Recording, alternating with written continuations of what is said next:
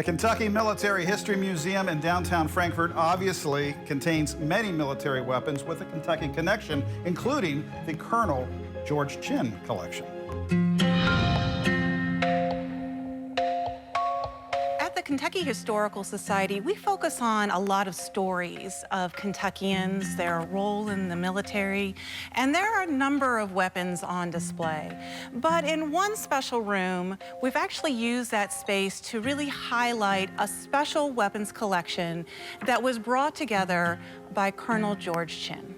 So George Chinn is one of those colorful local characters that people remember for generations.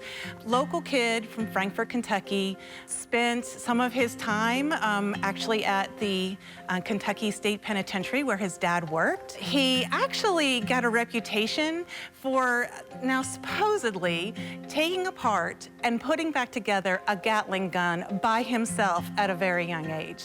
Chinn went on to attend the Millersburg Military Academy, but then he actually attended Center College, where purely because of his size was brought into the football program. After an injury, he kind of promoted himself to assistant coach and actually worked as a coach in other colleges after graduation.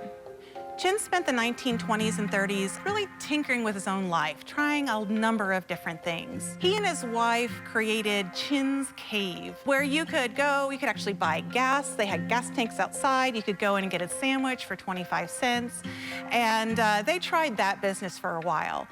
He became a little bored with that and became a tour guide at the new Capitol, which somehow evolved into becoming the Sergeant of Arms for the Kentucky legislature. When the United States becomes involved with World War II, and many men are enlisting in the military, George Chinn wanted to do his part as well. The problem was that he was well over 50 pounds overweight for any military service. But he pulled some strings using his friend and Governor Happy Chandler and actually received commission in the United States Marine Corps. So in the Marine Corps, George Chinn really has an incredible amount of knowledge of modern weapons of the age. So in the Marine Corps, he is sent all over the world to the different war zones to solve problems with the biggest weapons that the Allied forces were using. He found the problem, would fix it on site, and made it possible for the Allied forces to continue to advance. George Chinn remained in the Marine Corps through the end of the Korean War and was known extensively as the problem solver.